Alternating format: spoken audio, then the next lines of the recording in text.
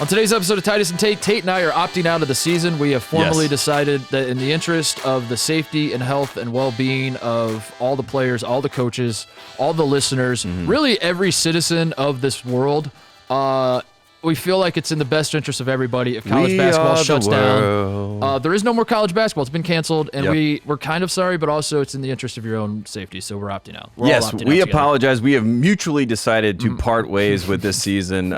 Thank you so much for tuning in. It's been a fun run. We appreciate you. So Ohio State lost tonight. We're recording this Thursday night. North Carolina got blown out by Marquette. So I don't know if you listened to us a couple weeks ago when we said, suck it, haters. You know, our teams are great. You know, we just want to walk that back. I'm standing by it. Ohio State is still great. I'm not going to spend a ton of time talking about the Michigan State. We all saw what happened. I'm going full Aisha Curry mode. Just copy paste her tweet, send it out. You all, but Tate's a little more fired up about what transpired in Chapel Hill, so we'll entertain that a little bit. Maybe we get a Coach K Successor power rankings out. Yes, who knows? With Wojo coming into Chapel with Hill. Capel, what is going on in Pitt? Oh my God, we gotta keep track of that. On a more positive note. Two things are happening. One, the Michigan hype train is full steam ahead. Yes. Full steam ahead. Best team in the country? People are saying. People are saying Michigan, we just witnessed them just wipe the floor with Iowa. Hunter Dickinson ate Luka Garza's lunch. All the things I've tried to pretend aren't true about Michigan are starting to become true. They are very, very good. And we'll acknowledge that. But also at the same time, if we're talking about modes of transportation that are full steam ahead. The Muss Bus. Oh, yes. The Muss Bus. Yes. Arkansas beats Alabama. Arkansas, I think, they've won 8 SEC in a row. Eight SEC games in a row. The last team to beat them was Alabama. Alabama smoked them, if you remember the first game. They won by like 31 or something. But Arkansas got revenge, looking good. Muss Bus is happening. Shout out to him. We might talk about that a little bit. Ton of upsets the last few days. Illinois loses to Michigan State. Michigan State beat Ohio State, obviously, as well. Oklahoma loses. Alabama, I said. Virginia Tech was smoked by Georgia Tech.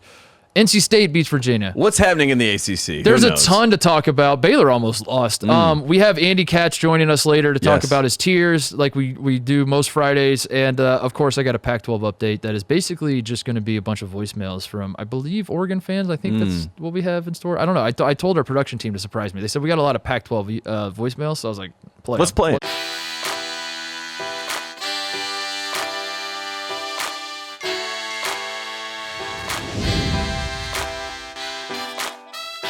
All right, I'll get my misery out of the way first, Tate, because the last show, the tears I was crying was because Ohio State lost to Michigan, and I said I'm not mad, and obviously I was not exactly calm about the whole deal.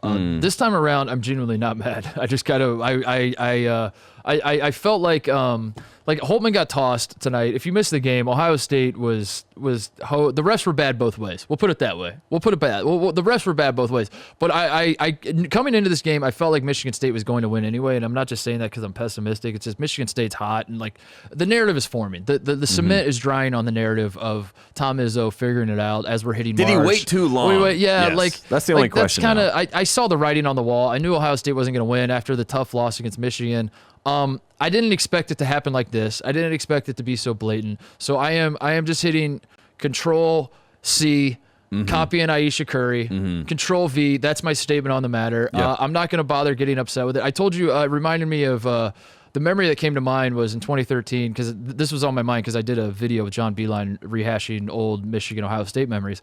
And I remember the game Ohio State played at Michigan in 2013. Aaron Kraft goes up for the shot at the end of overtime, and Tim Hardaway just rakes him across the arm. Says in the postgame press conference, he's like, I fouled him. They didn't call it. That's how it goes sometimes. And it cuts to, after that shot, it cuts to Coach Mata.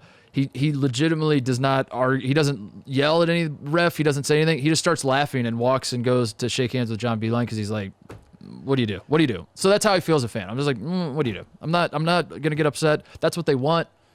What do you do? So I'll move on. That's my official statement on the matter. So that was the opposite of what Chris Holtman did in this game, because Chris Holtman, he is our coach of the program. He is so nice, calm, composed, all those things. Very even keeled would probably be the best descriptor of who he is as a coach. He goes crazy tonight, and rightfully so. There were some very questionable calls. It was a very physical game. Robbie Hummel, our friend, was on the call, and Robbie, pointed out some some questionable. He was like, I thought that was freedom of motion. Yeah. There was none of that happening in this game. And Coach Holtman, let the officials know. He had a nice little moment with Izzo. Fist bump, he got teed up, and he was just like, "Yeah, good to see you, Coach." I'm too blinded with rage to actually have a nice civil moment here.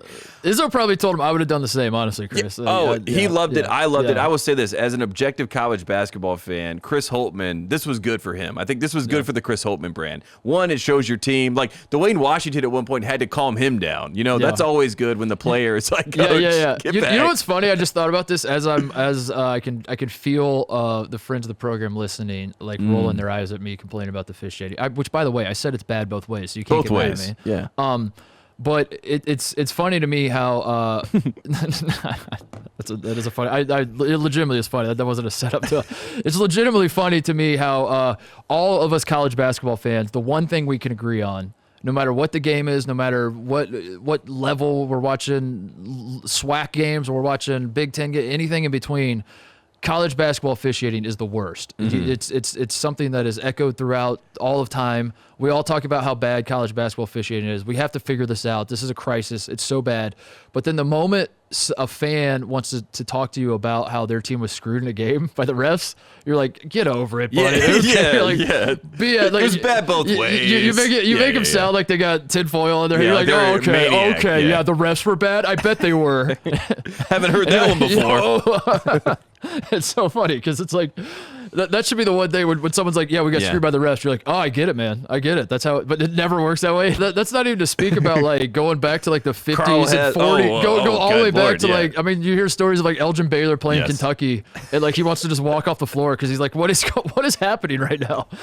Anyway, that is kind of interesting because it's one thing everybody agrees on until one guy is brave enough to stand up and be like, I felt like my team was cheated tonight, and then they're all like, you're a sore loser. Yeah. Get over it. I think it's because we all go through it. So it's like, dude, listen, I had to take my licks as a fan. I had to watch my team get screwed by the refs the other night. So you shut up and sit down and you take, maybe that's what it is. We all ask for it to be consistent, right? That's I think Robbie Hummel asked that. He's like, that's what every coach can ask for, is for, the calls to be consistent. But the thing is, they're consistently horrible. And I think that consistency. They're bad both ways. Exactly. We all understand that. We all work under that consistency. So it's a beautiful thing. So who cares? Ohio State lost, whatever. It's not even March yet. More. This is good. This is more adversity for us. I'm actually not mad at all. Michigan State's going to get in the tournament, and that's going to be awesome. So we're fans of that. This helps the Big Ten. That's all that matters. Tom Izzo is Mr. March, has been Mr. March, will forever be Mr. March as long as we are probably talking about college basketball, and we are getting to March. We're getting and closer it makes to sense. March. Yep. You beat Illinois, you beat Ohio State. Mr. March is here. One team that might not be playing in March is the North Carolina Tar Heels because they got their asses.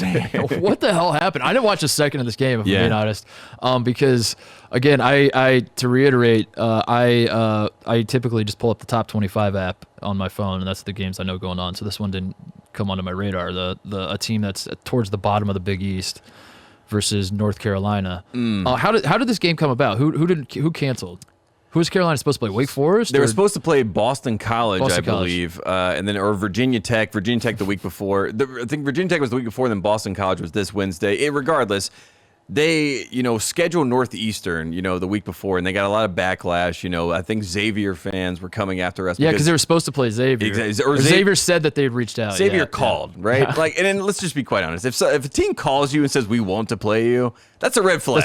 You know what I mean? You're like, we want to come to the Dean Dome and play. Yeah, you're like, it's like, what have you seen on tape? I don't like this. Meanwhile, Travis Steele probably still has COVID from going to the bar. You're like, why don't you stay over there, Xavier? Travis, I saw some videos. Why don't you go? Well, instead, Roy Williams, like we have on the board here, Roy Williams needs to get his 900th win, and he's going to be 3 away from Bob Knight, passing Bob Knight to be 3rd all time. That's where we're going for. We're going for history. And so we schedule a team that's had a tough year, coached by, someone that Roy knows well in Wojo, a guy that went to Duke, a program that is represented by the same brand as North Carolina, the Jumpman Jordan brand. So this is a game that, on paper, you're saying this is just going to be a nice, good, quality win for North Carolina at home against a good program. Not quality in the NCAA tournament resume sense, because but like when you look back at the schedule 5 years from now, you're like, oh, we beat Marquette that one at time home. Marquette came. Yeah, that was cool. Or like they show like you guys meet in the tournament in 4 years, and it says like all-time series. Yes, and this one's one of the tallies. Yeah, I think we were 4-1 going into this game. The only time we lost was 1977 in the national championship game. That's right. Phil Ford laid an egg. And the last time I've actually watched that entire game all the way through. By the way, Ricky Green was on Michigan, I believe. Or no, No, that was Ricky Green's in Michigan. That was I'm getting my stuff confused. Who was on Marquette back then? I can't even remember. Off the top of my head, Rivers wasn't there yet, right? No, He came later. I watched that whole game. I watched the Ricky Green title game too when he was anyway. My dad can tell you everything that happened in the 77 game. I started at 82. That's when we had the VHS that I was watching. But anyways, North Carolina at home. This all sets up for Roy to have this moment. And instead, North Carolina, they come out and just lay a flat egg. I mean, this is the flat egg. Yes. Literally, like you thought it would just be a normal egg, right? And then it was even worse than that. It was like, what is happening here? This team. And Roy Williams said it after the game. I mean, the ebbs and flows of North Carolina basketball that we've had the past 2 years. It's like we get on a high. You beat a team by 45 points. Yeah. A team that has won national championships. A team that is a part of what they call the greatest rivalry in college basketball. You beat them by 45 points, and you're on this high. And apparently, the day before this game against Marquette, they have a horrible practice. This is what I've been told. There was a very lackluster practice that happens. Roy was very upset about this. And they go into this game, and you hope maybe, hey, yesterday was yesterday. We're going to get things rolling in this game. A flat egg. I'll say it again. These guys, my dad summed it up perfectly because this game, ended up being a microcosm of what's going on with Carolina basketball. And I'm just going to read. Oh, no. Is this a bigger picture issue? Are you taking it Where's there? the panic button? I'm pressing it. Not it right now. Not on this season. No. On Carolina basketball. I'm pressing the button. Oh, no. I'm pressing the button because here's what I'll just read what my dad said. Yeah, please. And this is, my dad is my coach, was Coach my Frazier, baseball coach, basketball coach. He's been on the show. People are familiar. Yeah. Well, my dad, he's all in it. So he said, and I quote, "College game change has caught up with Roy's one-time vision of playing fast. Hard to admit it, but he's now the dinosaur, and the Bobby Bowden comparisons are becoming more valid. Have to be able to play on the perimeter in today's game to have an inside presence. That's on the offensive side. On D, you could not collapse and think the perimeter is a low percentage shot anymore. Allows lesser talented teams to compete. As much fun as the UL game was, this one has been nauseating. Not quite as bad as the Clemson game, but close."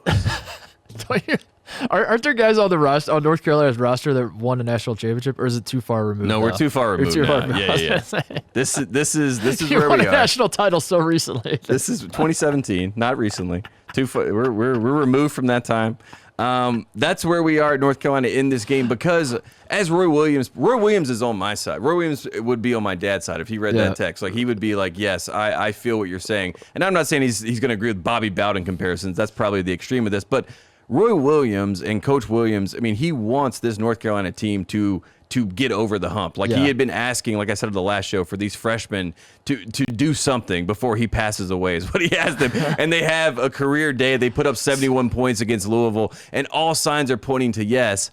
And then they do this. They lay a flat egg. He said, flat egg. I'll say it again. This man, Roy Williams, is calling plays from the sideline, he claims, and his team is running separate plays. They're running different plays. Like there's no communication there, and it brings a larger conversation about what is college basketball and what is Carolina basketball in the context of college basketball. I'm not even kidding about this. One game, it's like we need to take a step back and look at the entire sport. This is where we are. Like can't run offense. This team, there are veteran guys on this team, right? There's a senior who was the ACC preseason player of the year. Right? Yeah, I will say one of the things you said this earlier, like before the season even started. You're like, this is preposterous that Garrison Brooks is the ACC player. It's the most ridiculous thing I've ever been a part of in the media. It made me question the ACC media. Yeah. So, anyways, that is what you're dealing with. These guys get added an extra game. They're going to try to win the 900th game for their coach. This is in 2005. Mm-hmm. North Carolina, there's no way the team comes out and lays an egg. There's just no way. Yeah. Because there's too much pride. There's too much on the line for Coach Williams. Right. And that's why Roy Williams is so befuddled by the experience because he's like, I can't believe that these kids, these guys who are in this program that I have, don't have any pride. Like they don't like they came out of this game were like, who cares if he wins his 900th game? I don't care. Yeah.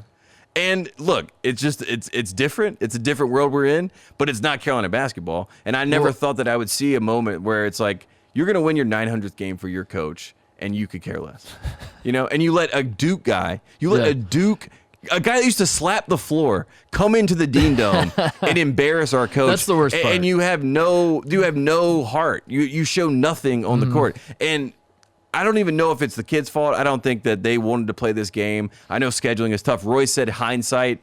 Of course. I loved his quote where he's like, hindsight, of course I wouldn't have scheduled the game. If I would have known we were going to win, I would have scheduled the Lakers. Yeah, of course. That was good. And look, that's why I think Roy is okay. I think he's on the same side as us. But I don't even blame him. I don't point to him. I look at the assistants who are the talent evaluators, and I look at some of the players on the team, and they're not Carolina basketball players. And that's okay. You're saying they haven't earned their pinstripes. I'm saying take the D off the chest. They haven't earned their Argyle. Take the Argyle away.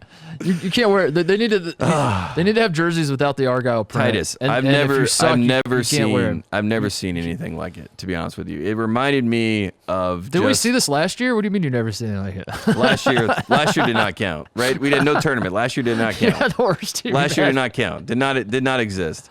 So the fact that this, I think, you just thought that they would turn the corner at some point. You thought they'd have more pride. And I love the freshmen. I really do believe in the freshmen. I think that they're going to be. It's a shame they're all going to transfer or go pro this year. No. It's a shame they're all going to try to declare. But I'm telling you, I'm hitting the button and the panic button on the program. Yes, there needs to be a reset in Carolina. There just needs to be. Let's all look in the mirror and say, what is a Carolina basketball player? Are you out on this season? No, I'm not completely out on this season because they're going to make the tournament still-ish. They're still in the running, right? They can still beat Duke. They got Florida State this weekend. Yes, Saturday's a good test. What does this mean for the ACC as a whole? Because Virginia loses to NC State, who's not good. Georgia Tech is like not like we've memed Josh Pastner to death on this show, but Georgia Tech's not a bad team. But they smoked Virginia Tech. It was in Blacksburg, wasn't it? Yep. Race 69. Florida State is like the one shining beacon in this conference, and you were feeling good about the way North Carolina was playing. Not you know, to your credit, it's not like you were as confident in your team as I am in Ohio State. You weren't out there saying like we're going to the Final Four and all that stuff. No, but you were feeling good. You're like, well, we might be turning a corner here. To have a team like Marquette, who is not good, who very much not good, towards the bottom of a bad Big East, come into North Carolina. They did beat Creighton though. That's true. I will say that. That was the only thing that I had in my back pocket that gave me like a little bit of solace after the game. I'm like, they did beat Creighton. But what does this say about that? Do you think we should take it there? Because that's kind of what happens anytime a non-conference game happens and we have a data point to go off of. That's the tendency to take that and say like, now hang on a second. The ACC, we knew it wasn't good, but is it this bad? Is the ACC this bad? I don't think they're that bad, but I will say it is not like we were talking about the ACC Player of the Year. It's a perfect example of what the problem is with this season. Who is the ACC? I mean, it's going to be Jay Huff, right? But like, even Virginia fans have to at this point be like, I mean, if you went to 2019 February and told a casual ACC basketball fan that Jay Huff would be the 2021 ACC Player of the Year, they would have said, "What happened to the ACC?" Yeah. And that's what we're dealing with. Like, what has happened to the ACC? Because, I mean, Justin Champagnie was my pick, and Pittsburgh has just fallen off the face of the earth. We're going to talk about that in a little bit. So I don't. He's definitely probably not in the conversation. Is Georgia Tech? I'm pulling up the Georgia Alvarado's probably in there. I thought Alvarado or Moses Wright, but I like Alvarado more. He's probably going to be in the mix. It's going to be Jay Huff, or it's going to be someone from Florida State. It's just going to be the entire Florida State team. Honestly, I would vote for that. I would vote for that. Seriously. The entire. All right, let's talk about. So you said you brought up Jeff Capel at Pittsburgh. Pitt had their number 2, their number 3 scorers. Champagnie's the number 1 scorer, obviously. You feel is good enough to win ACC Player of the Year, but probably won't because his team's not good enough. Number 2, number 3 scores, both within like 24 hours, 36 hours. 24 hours, I think. Whatever it was, a very small time frame. Both are transferring from Pitt. The sky is falling in Pittsburgh. The Pitt fans who were so high on Pitt, who were so high on Jeff Capel, not too long ago because Pitt they go to the script Pitt logo. They're bringing that back instead of the block Pitt. Like they're going back to the traditional like blue and yellowish. I don't know what the actual hues are, but like you know what I mean. They used to have that like metallic gold and navy. The Pitt brand is coming back. The Pitt brand was back. Yes, in a big way. Pitt fans were excited about it, and now all of a sudden, in a snap of a finger, it feels like Stallings 2.0. It's not that bad, but the sky is falling in Pittsburgh, and that takes me. I don't want to talk about Pittsburgh, obviously. Yes. What I want to talk about is Jeff Capel. What I want to talk about is Steve Wojciechowski going into the Dean Dome. I want to talk about the Coach K Successor power rankings. Wow. You are the Coach K whisperer. Wow. You understand what this man is thinking better than sometimes he even understands. Could you imagine if Coach K heard someone say his head would explode? I think he would kill me, literally. I think the last time we checked up on you with your Coach K Successor power rankings. Correct me if I'm wrong. You said that Coach K was number one. Yes, for the Coach K yes. He was number one on his own list. He was going to announce. He was I'm load managing for the future. Yes. He was going to call a press conference, say, "I'm stepping down." Yes. And my successor will be myself, and then like give the suck it sign and say 10 more years. It's like the Prestige, and he comes out as another double. Yeah. So in light of Wojo, because I feel like if you're a Duke fan, you have to say to yourself one of the more attractive things you can have as a prospective coach at Duke is a guy who knows how to beat North Carolina. Steve Wojciechowski knows how to win the Dean Dome. He just proved it. Oh man! Does that shoot him to the top of the rankings? Where does it stand? Give the people an idea. Yeah. So where we are in the Coach K Successor power rankings right now, as it stands, Wojciechowski goes into the Dean Dome. He gets a phone call from K. And I think that's the first step, right? Communication. I think that line of communication need to be bridged. I think that, Wojo's of the old ilk. He's of the old guard. He's not Nolan Smith. He's not John Shire. He's not the guys that are the young gunners that have kind of taken over who he and Chris Collins used to be, So he looks at Nate James and says, at least I'm not him, right? At least I'm not sitting there doing that. But at the end of the day, I want K. I want K to want me. And I think this game, one, because Duke is trying to get back on the bubble. And Duke knows that the game where they get officially back in the tournament is when they beat North Carolina, right? Yeah. So that is the game that K is preparing for. He is leading himself. He's brooding right now as he waits. How does this help, though? This weekend's the win, so... Yes. No, well, this right here was just a phone call that he has with Wojo. Calls him, checks in, sees how he is. And then he writes down, it's like, Steve Buscemi when he's in Billy Madison and he has his list. You know what I mean? This is Coach K. And he's like, right now, he's going to mark out Wojo, and he's going to say, could have been him. This isn't what K wanted. No, this is not what he wanted. This is not what he wanted. But he checked in, right? So he's at least on the list. He's at least top of the mind right now. But Wojo, he's not the guy. That's not good. Okay, he's not the guy. All right. What's happening at Pittsburgh is interesting. And here's why. In a good way? In a good way. Wait, what? Yes, exactly. So here we are. We have Pittsburgh, and we saw they beat Duke, about a month ago. And I came on this program with, Justin Champagny balling out. And I said to you, Mark Titus, Pitt looks like Duke basketball. That was the first time. Correct me if I'm wrong. That Jeff Capel beat. That was the first instance of like a Coach K. Former Coach K. Other than Mike Bray. Yes, exactly. That was like the first guy other than Mike Bray to beat Coach K. Yes. Yeah. Exactly. Yeah. So that happens. And we all say, wow. What's happening at Pittsburgh? Is the magic gone? Has the bag officially been removed from Coach K and Duke? And immediately after that, I think Pitt is 1-9. So everything changes, right? All of a sudden, right? Something clicks in, everything changes. And my big picture conspiracy theory in the Coach K Successor power rankings is that Coach K realized, one, yes, Coach K is number one. He is still the number one successor. He is trying to load manage. But what does a number one need? He needs a strong number two. Dr. Evil taught us that. You need a strong number two that's going to be there, and he had that with Capel. He doesn't have that now. Shire's not really a number two.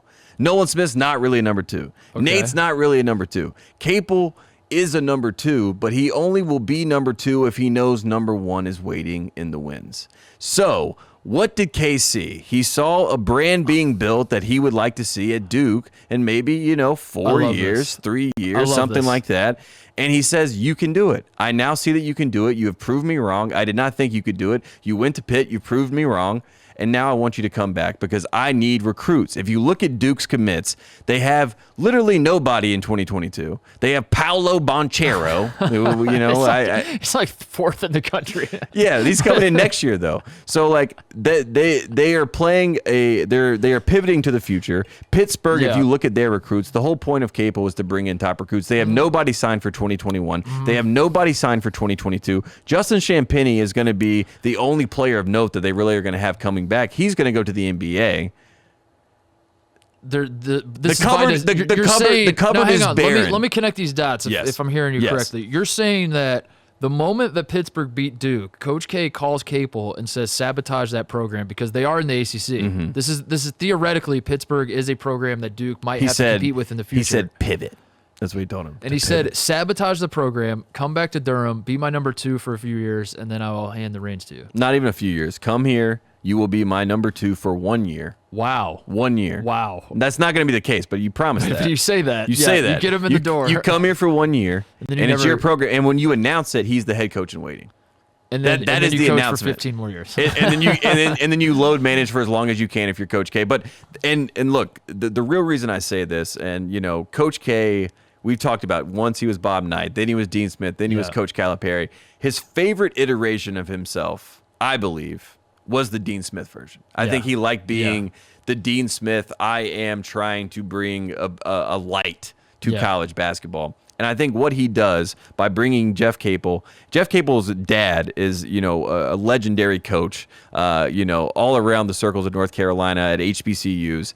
And I think this is a play, if you're Coach K, what Dean Smith always wanted, for people that don't know this, he wanted Phil Ford to be the head coach at North Carolina. His goal was to have Phil Ford be the first black head coach at North Carolina, the first black head coach on Tobacco Road. And that was his grand vision. And I think Coach K with Capel can give him that dream. He can have that dream realized to have a black head coach at Duke and have him be the face of Duke basketball and take over for Coach K. And I think at the end of the day, if you were to tell Capel that he would get this opportunity, I mean, it's.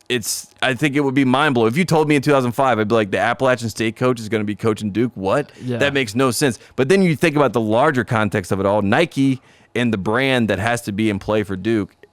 Capel knows that better than K, right? We know that. So I think you're actually onto something. Not the whole. I don't know about the sabotaging, but you know, maybe. But branding wise, what jersey did Tupac wear? Great point.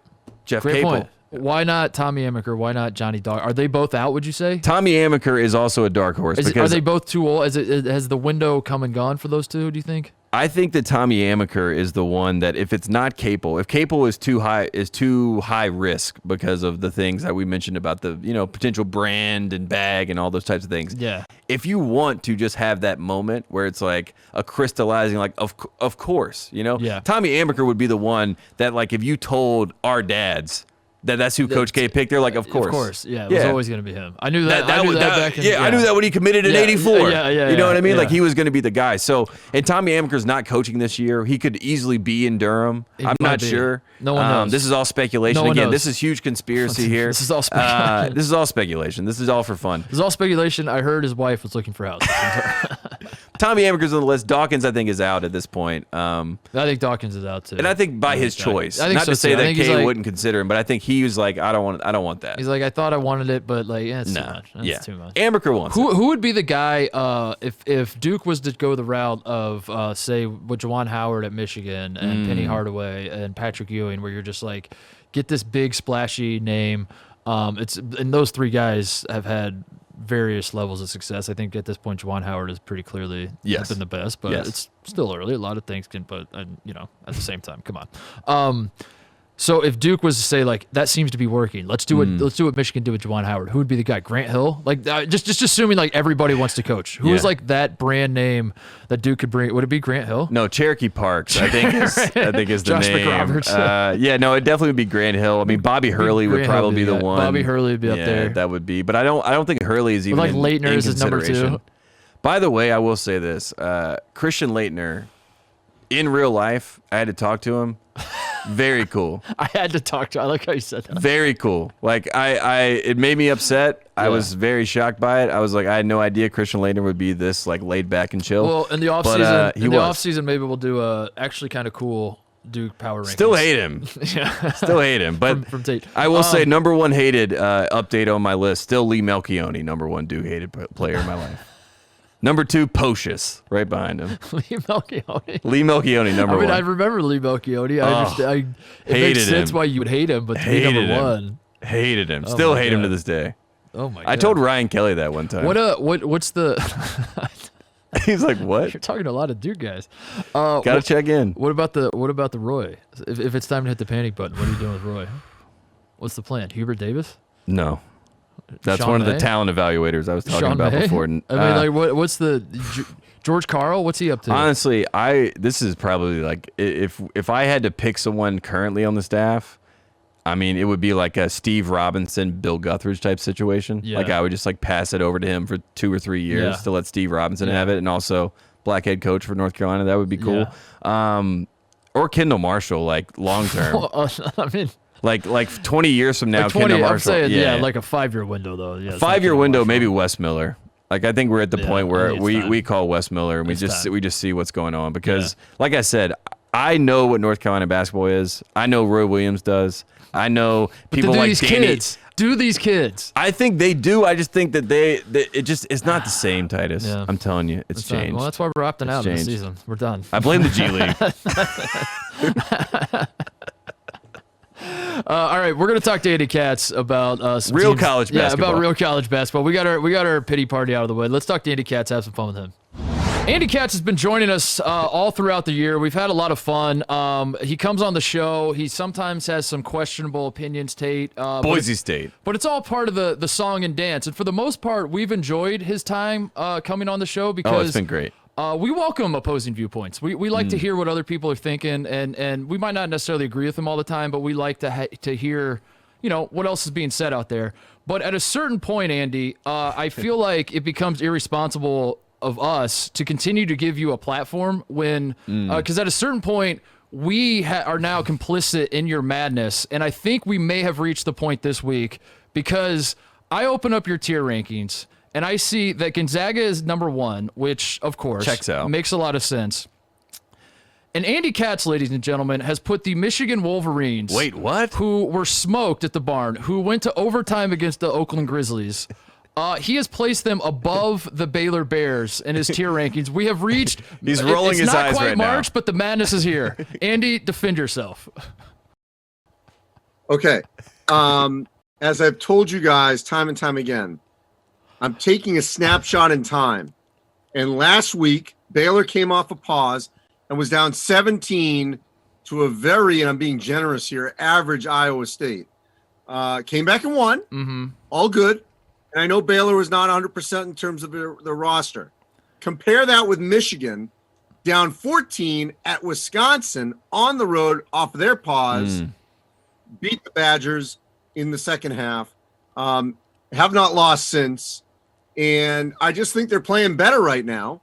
And so I nudged them ahead of Baylor, but I kept all three of them in that tier one title favorites. Is Baylor not undefeated enough for you, Andy? Would you rather have Baylor lost that game against Iowa State by a lot, like Michigan Little did? adversity. Yeah, like Michigan did to Minnesota. I mean, is this not disrespectful to Baylor? Do you think, so you're just saying this is a snapshot in time, because I agree with you. I mean, Baylor obviously did not play well against Iowa State. They had to claw back into it. But are you ready to go so as far as to say, because we saw a lot of people react to this Michigan blowout of Iowa, and obviously they beat Ohio State. We don't need to talk about that as much. But I've seen a lot of people in the fallout of the Iowa game tonight saying that Michigan might be the best team in the country. People are taking it that far, Andy. They're saying, like, if I was to say to you that the Michigan Wolverines are, in fact, the best team in college basketball, that's crazy, right? That's crazy. That's still crazy. No, it's not. It's crazy. Look, I think that Gonzaga's offense is better. I think Michigan's defense is better. Wow. And straight up, if I had to make a pick, I still would lean Gonzaga. Yeah. But I wouldn't be surprised at all. We remember if Atlantis Michigan last year, Andy. All the Michigan fans do too. Yeah. No, if you told me right now Michigan's going to be the champ on April 5th, I wouldn't be surprised at all. Well, we should also say, Andy, you have about 7 Big Ten Network logos that we see as you're saying, as we're asking you, the difference between Michigan and Gonzaga. He's like, in my unbiased opinion, Big Ten Network. No, but by the way, I still pick Gonzaga. Yeah, I know. I still think the Zaga is the number 1 overall seed. Yeah, I actually agree with you. I'm slowly, unfortunately. It's slowly happening, Andy. Yeah, it's slowly. I want to ask you about Tier 2 because, Andy, as you saw, North Carolina, Wait. What's that? I just want to say this, that there's also another competition going on between Mark Few, Gonzaga, and Juwan Howard, Michigan. And while I would pick Gonzaga to win today as we tape, I actually would pick Juwan Howard, Coach of the Year. Same here. At this moment in time. You heard this. I said this a couple weeks ago, Andy. Coach of the Year, Juwan Howard. Again, Mark Few, not quite undefeated enough, Mark. You haven't. Should have been a little more undefeated, Mark, and I think that would have got you over the. Speaking of conferences, and I don't know, a bad segue, but I want to talk about Florida State because you're cutting him off. He was going to go to Tier 2. Go to Tier 2. Go ahead. That's what we're going to. Tier 2, basically ACC, which you were just bringing up, the conferences. The ACC gets exposed a little bit. Marquette comes to town to Chapel Hill to my Tar Heels, Andy, and the Tar Heels lay a dud. Now there's questions. Virginia loses at home to NC State. There's some questions about, how good is the ACC at the top? You have Florida State there in Tier 2 with the contenders there with Ohio State. How do you feel about Florida State? They're playing at North Carolina on Saturday, Andy. Are you a little concerned about the ACC just being overvalued as a whole? Are we just saying Florida State is this good just because we feel like we have to by default pick the best ACC team and put them up top, or do we actually believe in Florida State? Because the ACC is bad. Okay, let me get a word in here. I would say, yes, the ACC is having an epically poor season for their standards. But I do think if you watch, which I know both of you do, that Florida State, I think, has clearly separated themselves. I think a couple of weeks ago, maybe a month ago, I felt like it was Florida State and Virginia. Then obviously Florida State knocked them off 81-60. Yep. Then Virginia loses to Duke. Then Virginia loses to NC State. There's a gap, massive gap right now between the two, between Florida State and the rest. And so Leonard Hamilton has proven it, multiple Elite Eights. I feel comfortable having Florida State in that position. And Ohio State, despite losing on Thursday night to Michigan State, I still think getting out of the Big Ten, they should be right there with Florida State in Tier 2. Get it when the tournament comes and there aren't Big Ten refs to placate Tom Izzo. Yeah, I agree with you. I think Ohio State's going to be just fine. Let's get down to brass tacks though. Like it's nice we've enjoyed like you tiering them and throughout the year and putting labels on everything.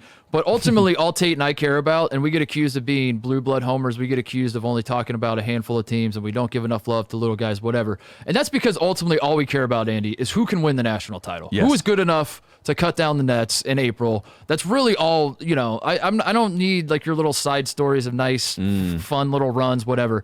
So let's just get right to it.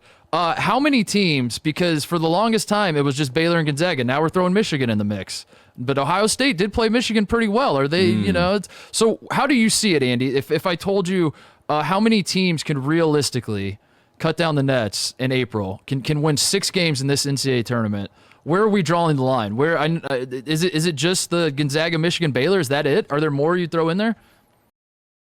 No, I would say Tier 1 and Tier 2. Okay. I feel comfortable saying that those 5 teams are the 5 best teams that have the best chance to win the national championship. If you look at Tier 3, I would assume it was broken nose is a major concern. And before that, Illinois losing is a concern. Iowa, when they lose badly. That's a red flag. I'm not sold on West Virginia being able to win 6. Alabama got exposed by Arkansas. Villanova, kind of to your point of Florida State, the Big East is not as strong as we thought, and Villanova is not dominating the Big East. Right. So that's a red flag. So could there be an outlier, like an Arkansas or something like that? Maybe, but I don't buy it. I feel very comfortable that the national champ will come from one of those top 5 teams that I've listed. And Andy, is there a chance that maybe a team like Texas, who at one point I think you almost had at tier 1, we had like it was a 1A, 1B type scenario. They sweep Kansas. They look like not necessarily back in form, I would say, but at least they're back on the rails a little bit. Things seem to be going, their way. Do you think there's a chance that Texas could make a real run because they have the talent to do that and get 6 wins? Yeah, there's definitely a chance. Love it. But I mean, because look, there's always a chance. Single elimination. We need it for Shaka. Obviously we need it badly. We hope that no teams, have a COVID issue where they've got to be bounced. We hope that doesn't happen. But I'm not gonna, put my chips in to any other teams outside of that top 5 that I just listed. Yeah, I'm just not. You're saying you don't see this as like a I mean, Tate and I get really excited about the idea of a Kimball Walker type season, a Shabazz Napier UConn type. I mean, and UConn kind of UConn kind of has the formula with Book Night if they can find a way to get into the tournament. You don't see that as we can throw that out. Like for everyone listening to the show that maybe isn't following college basketball super closely, is it fair to say, Andy, that you're saying this is not going to be a tournament in which a team like a UConn, for example, where you have like one guy like James Bouknight who might go nuts, or Zagorowski, at Creighton. This is not that season. Yeah. But I will say this: I'm not feeling it. But I would also say for those that love the Loyolas of the world, and we'll get those kind of upsets, we always do. But I really believe this, and I think you guys would agree with me on this. If we get a Final Four of those 5 I listed, oh my God, I think that's a great Final Four. Yeah. No one's going to complain, and we'll get high-level competition. Yeah, I've made this point before. Like, we love Cinderella stories until you look up and VCU's playing Butler in a Final Four game. And you're like, wait. Yeah, you're like, back. Redo. Get the good teams. What happened? Anything else, Tate? No, I think that's it for me. Thanks a lot, Andy. This has been great. And, this is... we're in tier season right now. This is, I feel it. We got March Madness on the horizon. Happy March, Andy. Yeah. Happy March. This is the last time we'll talk to you in February. We look forward to seeing you on the other side. The tournament is happening. God bless you for coming on throughout the season. We love it. Thanks, Andy. Well, here's what's crazy. Before you kick me out of here, what's crazy is that 3 weeks from when we're taping this on a Thursday, we will have, if my math is correct, we will have the first 4, let's go. 3 weeks from this Thursday, the first 4 games, NCAA tournament happening. Let's go. It's been a long wait. My heart is racing. Oh, my God. Andy, you're the best. Thanks, man. Thanks, Andy. We'll get to Pac-12 update in a second. I actually don't have a ton anyway, but was it last week we did the big Pac-12 update? Yeah, I think so. So whatever. Maybe we'll just keep doing that too. We're just like, last week was a huge one. Go listen. You want to know what's going on in the Pac-12? Listen to what I said a month and a half ago. That'll tell you all you need to know. We're gonna get to that in a second. First, I want to talk about this new development. The NCAA said today they came out with a COVID policy basically, and how it's going to be applied to the NCAA tournament, and that this has been a question, like what happens if a team tests positive, what happens if a team can't play, what are you going to do? As it turns out, the answer is preposterous. As it turns out, once the bracket is set on Selection Sunday, it's finalized, it's done, right? Or did they have like a 48-hour grace period? But once it's set, it's set. And then you take like some sort of grace period where if teams have trouble getting into the controlled environment, not a bubble. Yes, controlled environment. Long story short, if a team can't play because of COVID, they have 4 teams on standby that are just going to plug into the exact same seed, place in the bracket, everything that the team they're replacing was in. I'm going to say that again. If for example, if the Gonzaga Bulldogs cannot participate in this NCAA tournament, the number 1 overall seed, the team that is undefeated, the team that just had four of their players were named to finalists for position awards. This is the first time we've ever seen this in college basketball. You could argue, depending on what we see transpire over the Gonzaga next month and a has half, all the first team All-Americans. You could argue that. You could argue that Gonzaga is one of the greatest teams of all time. If there's a lot of football left to be played, as they say. But if Gonzaga runs the table, goes undefeated, they have 4 players that are final. Like, you could make that argument. But if they cannot play in the NCAA tournament, Tate, a team like, say, a Duke, a team like, say, a St. Bonaventure, who's on standby, just gets plugged in, takes over Gonzaga's 1 seed, and away we go. That's what's going to happen. That's what the NCAA said today. All I see in my head is, like you said, Gonzaga, God forbid, they have a Siberia moment, as Mark Few called it. Siberia's not going well. They are out of the tournament, the number 1 overall seed. One walk-on goes to Steak and Shake in downtown Indianapolis after hours. And there's one man sitting alone in a room in Atlanta, Georgia, with a visor on, who gets a call. It says, you are now the number 1 overall seed in the tournament, Josh Pastner. Welcome to Indianapolis. I mean, that would be, to me, the greatest scenario ever, where Josh Pastner is the number 1 overall seed for the rest of his life, wearing the face shield. Because then he has to wear the face shield forever, like we joked about. The Rip Hamilton thing, he has to do that at that point. The illusion of, this season mattering has been completely thrown out the window now. This is, we kind of knew this coming into the season, that they have to play the tournament. That's what we keep hearing. Is they have to, even the coaches that wanted to go on pause, Rick Pitino was a proponent before the season started. Let's pause the season, start it later, and so that way we can get the tournament in May. And then Coach K comes along when Illinois hands him his ass, and he says, "Let's take a break, but come back and make sure we do the tournament." And every single coach that was maybe not against playing, but saying, "Now let's take a second and talk about this." Every single one of them still said, "But we have to play the tournament." Yes. That was the one thing everybody agreed on. Yes, we have to get a tournament in, and to reach this point now where it is so brazen and so obvious that literally everything that has happened in the regular season obviously does not matter, in the sense that that could be a situation that Baylor, that's the most extreme situation. Yes. You have 2 undefeated teams. You could theoretically have 2 undefeated teams. Baylor's had COVID 36 times this season. They've had to go on pause. I know. That's within the realm of possibility that Josh Pastner could take over for Baylor. And the whole attitude is we're not trying to necessarily crown the best team. Literally all we're doing, we're trying to satisfy contracts. We're trying to make sure games are played on time, that they can point a television camera at it. Yeah. And we're trying to cash some checks. Yeah, literally. Yeah.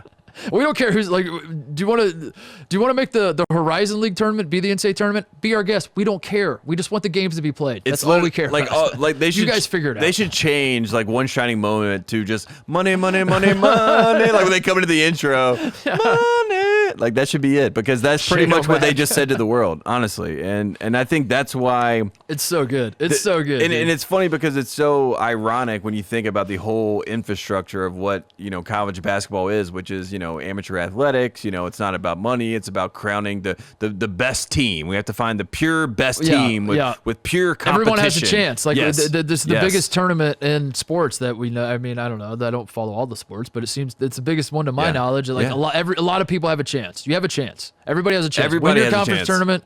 Win the win the NCAA tournament. There you go. You're champions. Everyone has a chance. It does pivot and make you think, though. If you are a gambler and if you are someone that bets on college basketball, which there are people in the world that make a lot of money betting college basketball games. I think Kendrick Perkins made some joke about how he makes so much money betting college basketball because, look, a lot of times you can see there's a clearly better team. I'm just going to bet the money line. I expect them to win.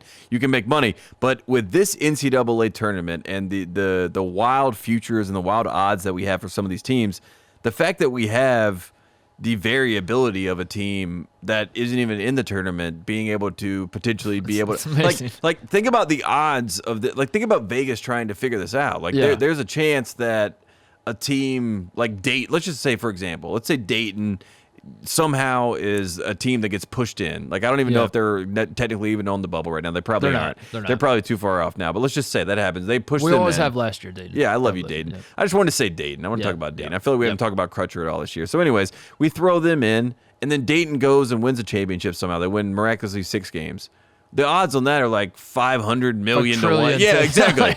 If worst case scenarios happen, it could be a joke. But let's hope, knock on wood. Yeah, we're very superstitious here. We'll do all the things that doesn't happen. We've spent so much oxygen talking about what ifs in a COVID era that, and a lot of more often than not, nothing really happens, and it ends up being a non-factor.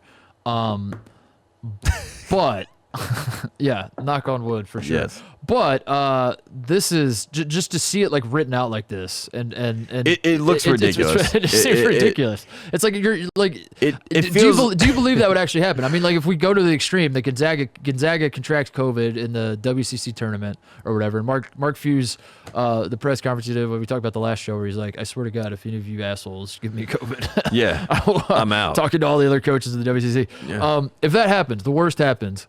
Do you really think the NCAA tournament is just going to go on without Gonzaga? I feel like maybe, yeah. And to say that out loud is insane. I would say definitely yes. That's insane. You can't you can't do that. I know. You can't do that. I know. That's why the fact that there were people that got in a room, there will be riots. There wrote this out and said, "Yep, that's it." Yeah. I mean, I get for but it feels practical to me, reasons. It's the only way that they can make it work. But at the same time, it's crazy. Just for my own sanity, I have to think this is going to be an Ohio State football Big Ten situation where you put it down on paper and then you watch it like play out, and you're like, we can't do this. You're like, oh, when we wrote the rule, we kind of thought like it would be a 15 seed that couldn't play, and we'd plug in another team. But even that's like unfair. Like if imagine that you're a 2 seed, you've had an unbelievable season. Mm-hmm. You're Villanova. Alabama's a great example. Alabama's probably going to be a 2 seed. This is the best season of Alabama basketball we've seen in a very long time.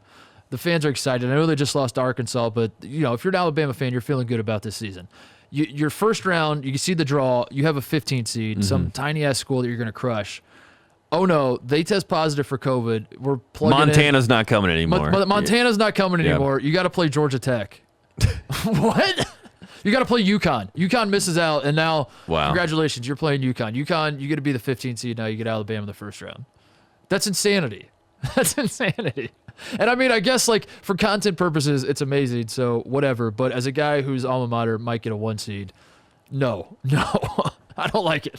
It will be the most open tournament ever going into it as far as odds and the conversation around it, because like you said, there's going to be the conference tournaments, which is going to be whole other thing. Did they say what's going to happen if so that's before the tournament starts? What happens if a team contracts COVID, there's an outbreak going into the Elite 8 or something?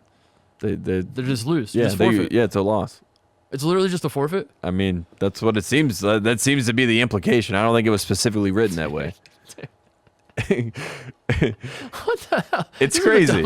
It's so stupid. It really is. This is the dumbest season of all time. Oh. What do we call it? Because like the NBA joke is a Mickey Mouse ring. That's like what all the trolls say. It depends on who wins it. Okay. All right. You're right. That's a good idea. If Ohio State wins it. If Georgia Tech wins it, I'm calling it something terrible. If Gonzaga or Baylor wins it, it's legitimate. Whatever. All right, enough about that. It's insanity. I don't know what I'm cheering for. Like, you're not cheering for people to get COVID, obviously. No. But the chaos that would happen if that happens is... I think the chaos is already there. Like, the chaos it's already there. Just putting it on paper yeah. makes it chaotic. Playing it in one location is already chaotic. Having 25% fans.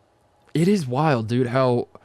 God, this is the dumbest season ever. We're all doing our best to like convince ourselves that this is somewhat normal. And I mean, the best part about it is that you and I are going to be there for the Final Four. So you and I, we're like, man, it's going to be crazy there. Dude, maybe they'll call us up. Maybe you and I should be ready. Just stretch on the sidelines, and they'll throw us in and say, "Dude, we don't have a team to play." I'll tell you this: if North Carolina put me in the game, I'm diving on the floor. You know what I mean? I'm making plays. Like, you thought Brian Zubek was out there throwing elbows? Like, I got you.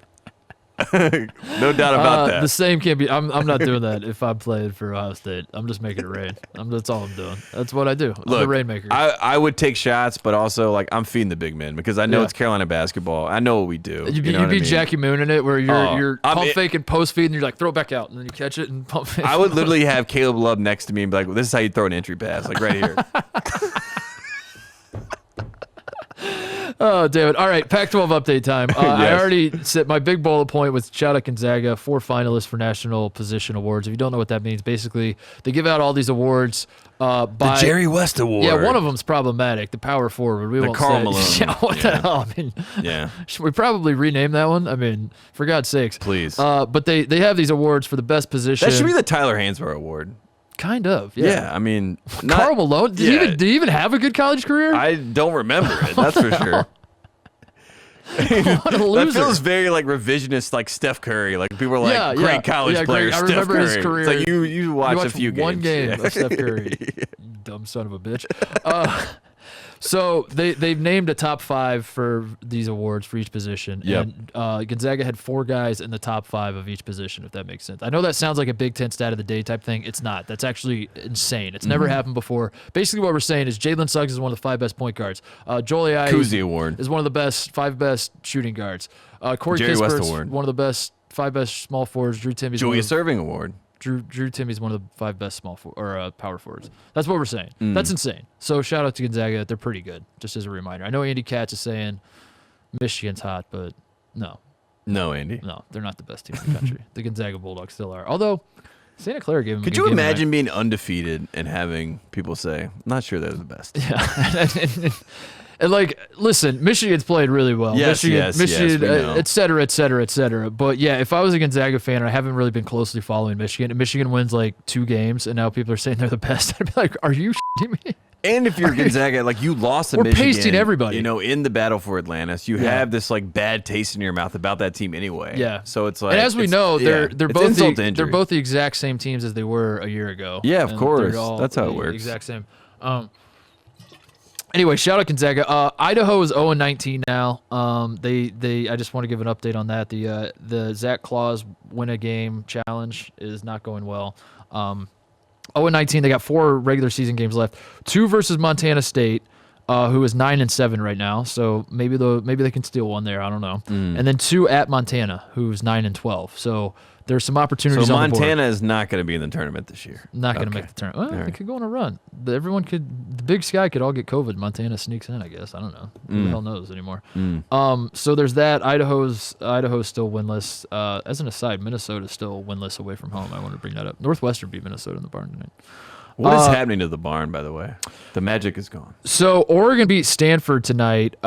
Stanford. What's their bubble situation? They got did you see that Stanford's games played in Santa Cruz are not considered home games by the committee? They're considering those neutral site games. Yes. And then Mick Cronin's not happy about this. Yeah, Mick Cronin basically said if you thought that those Santa Cruz Warriors games where it said Santa Cruz Warriors everywhere was not a Stanford home game, then you don't know Pac-12 basketball. He said they're pumping in crowd noise. They are doing their darndest to distract us. I'm pretty sure there were some international scouts sitting up there making and coughing at some point.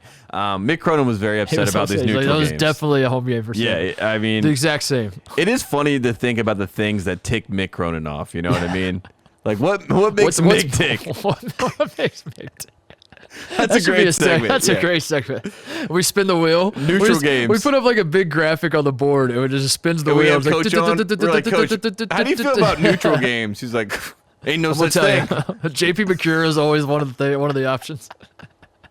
We should do that with him. We should when we interview him, we should spin the wheel. Whatever stops. And he has to talk about it. And he has to talk about how mad he gets about it. Yeah, I love it. Great idea. So Oregon beats Stanford, gets back on the winning track, and the reason I wanted to bring this up is because Oregon on Monday, right before we recorded Tuesday's show, we saw USC just boat race Oregon. Taj Edey was hitting everything out of the gate, and USC because at the time those are considered the 2 best teams in the Pac-12. I love that this is where we arrive with the Pac-12. Is that these are the 2 best teams. Like no matter what game you're playing tonight, USC played Colorado. Those are the 2 best teams playing each other. When UCLA plays Oregon, 2 best teams. UCLA Arizona, these are the 2 best teams in the And there's Pac-12. really like 4 teams. You know what I mean? In reality, but it sounds like a lot more if you just keep doing that. So Monday, USC Oregon played. These were the 2 best teams in the Pac-12. USC beat the snot out of Oregon, and that set the stage for some voicemails. I'm told that we got some voicemails right after that from Oregon fans. So should we play some of those? Yes, Let's of play course. some of those. Yeah, Pac-12 update. If you're hearing this, it's too late. That is great. It is too late. If there is any possible hope that the pandemic can cause another cancellation, I really hope we pursue it. Dana Altman's offense. Wow. There is no passing, and there's complete isolation. I just don't know if I've ever seen a team forget how to play basketball more than the Ducks did today. They just couldn't pass the ball. They were throwing it out of bounds the entire time. They decided that they should just throw the ball at the basket whenever they got close, and that was about the game plan. I think it's time to reassess if we should really be playing games. Yeah, are we sure? Right? Are we sure? Right with us. Ooh, Opt out. Opt out. Join us. Okay, Go Ducks. Thanks. Bye. Love you. So good. That's great. So Oregon beat Stanford today. I just want to bring that up. So we got to get the guy back on the phone and see how he feels about. But that was funny to me because the guy's like, we're a mess, and then Chris Duarte went off tonight, had a great second half, beat Stanford. John Rothstein's calling him an All-American. Yeah, John Rothstein's like, Duarte, All-American. Boom, count it.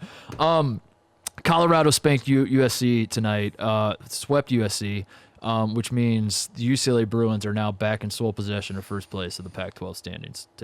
So there's that. There's your Pac-12. That's basically all I wrote Mick's down. not ticked. Mick's actually feeling pretty good right now. So that's where we stand. What else we got to talk about? Shout out Muss Bus. I feel like we shortchanged them. Arkansas rolling 8 in a row. Yeah.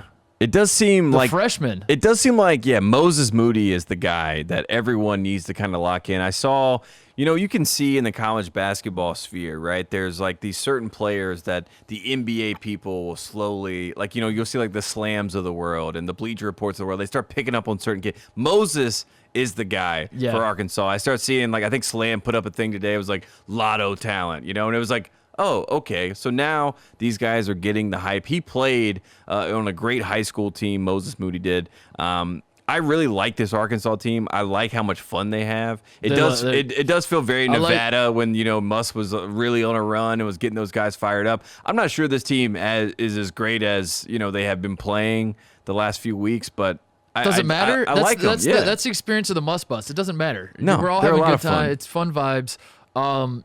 Jayshawn Tate's brother got ejected in the game, which is great. Look at him. Look at it. The great uniforms, by the way. Just the hog. I mean, when you think about Arkansas is a program, too, that has a great history. And the fact that Muss has been able to tap into that and been able, he's done all the memes, we call him Muscle Meme. So, like, he's been able to build a brand there. When I was talking about Capel, like, this is what you do. You go to a place that has a tradition, has a history, you tap into that, you bring some of the best players that have played at that program, and then you go for it, and that's what they're doing. The fear I had was that he was leaning too far into the memes and he was going to forget to win games. Yes. Because Arkansas, we had him on the show. We talked to him about it. Your schedule is garbage. I think he did that by design, obviously. You get to pick your schedule in college basketball, non-conference. So it was by design, but it was also like you're winning a lot of games, but how good are you? Do we really know? And even through the SEC season, it was a little strange up and down. Like we said, last SEC game they lost by 31 to Alabama, and it's hard to get that out of your mind when you're thinking about Arkansas. Like even as they're going on these, they beat Kentucky. They won in Rupp Arena, right? They won. That was the 1-point game they won. They beat Kentucky and they beat Missouri, I believe. They've been hot lately, but your mind just goes back to Alabama killed them. Like the one team I trust in the SEC, Alabama, they smoked them. They smoked Arkansas. So I just can't get that out of my mind. And then here we go. They beat Alabama like this, and all of a sudden I'm a believer. Yeah, and Musselman is a really good coach too. Like I really liked second half Muss. I like the adjustments that he makes. I like what they have going. I'm not going to say Arkansas, this is the year they're going to make their run, but don't sleep. But they got a good thing. Jalen Jalen Williams off the bench. They go on a 17-2 run. Jalen Williams fueled the run. He's a freshman too. I think there's reason to be optimistic if you're an Arkansas fan. Yes. I think you're feeling good about the direction of everything. And if you're Coach Cal, you're worried about the Muss Bus. You're looking over there. You're like, what's going on over here?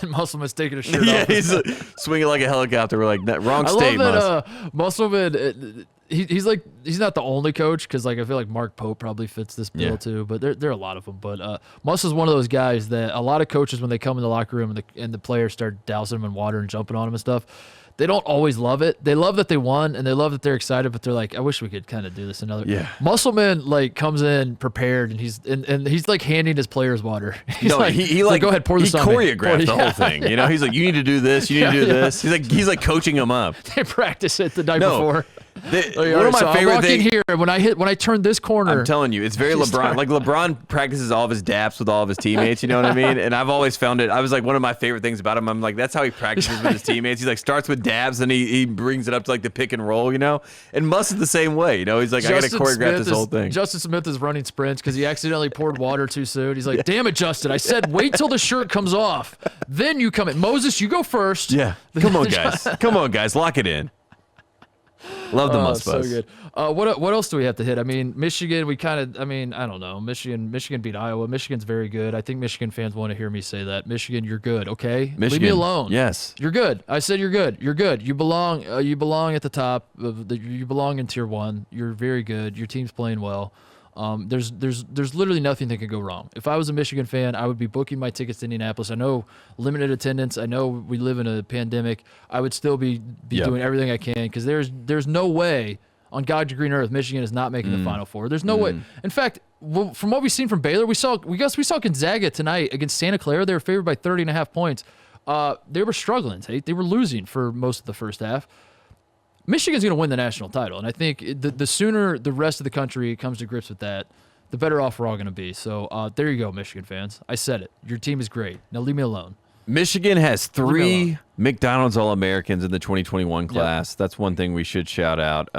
14 schools. Will any of them drive the athletic director's car and then not explain why they're driving? Do you think in the future, do you think that'll happen or not? I do think that we should try to get Jeff Jackson Simpson on this show to finally tell the real story. I think that is the Jeff Jackson Simpson mystery. What shout-outs do we have? I have to shout out Texas. I just want to shout out Shaka Smart.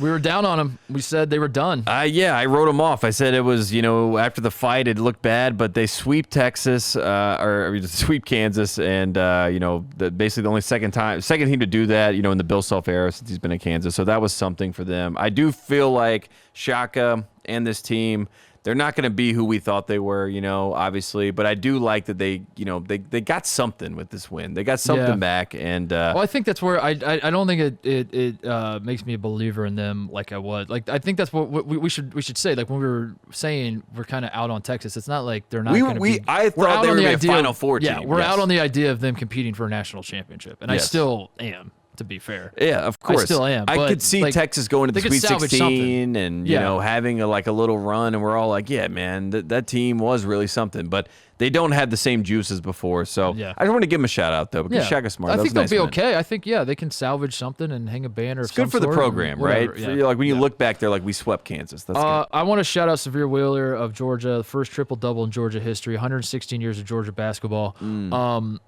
Tom Crean, I shout out to him as well because Tom Crean, Bagman of the Week maybe, tried to turn this into a quadruple-double. The video that Georgia basketball put out, Tom Crean throws Wheeler the ball, says we're going to paint it up, which is a very awkward interaction, as most of them are with Tom Crean.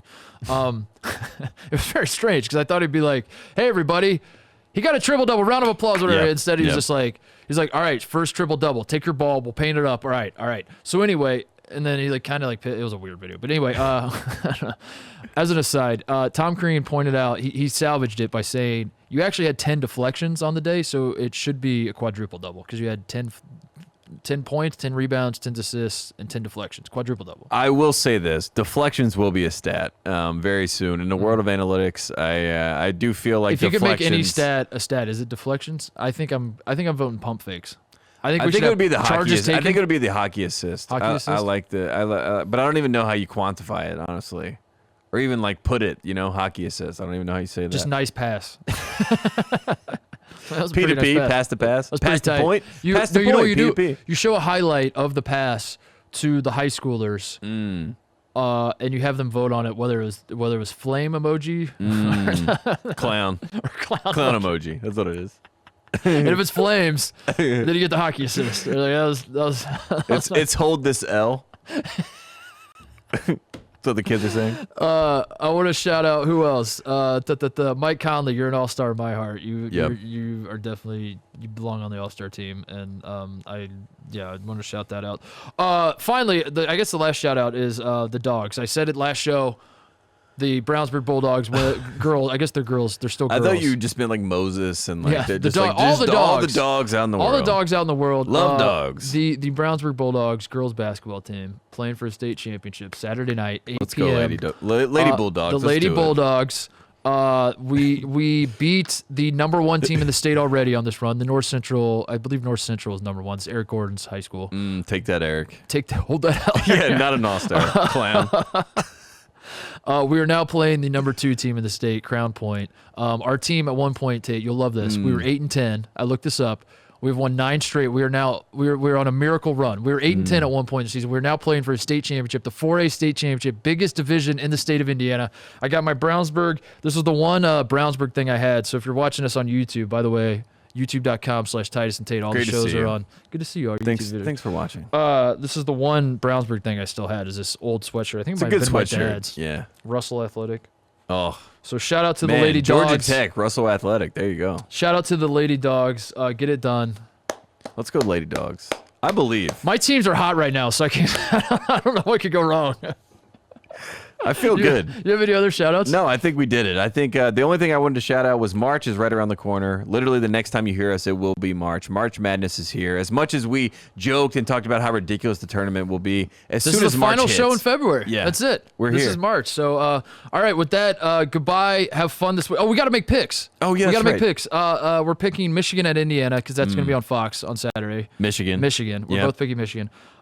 We decided we were going to pick Illinois, Wisconsin because this is suddenly an interesting game with Io having his face broken in half. Yeah, I'm going to take Illinois in this game, even though I don't feel great about it. Yeah, I think Wisconsin has to win. Wisconsin needs this win, so let's give it. Let's split it. Both of them don't make sense because Io's not going to play, right? I don't think so. Curbelo looked nice tonight, though. I'm taking Wisconsin just to make it interesting. All right, let's do just that. to make That's it good. interesting. I'll That's take good. Wisconsin. That's good. And then we're doing Baylor, Kansas. We're also picking that one. Baylor at Kansas. Oh, I'm going to take Kansas. I think I am too. All right. I think I'm Let's do taking it. Kansas. You want to get crazy? Yeah, I upset think city.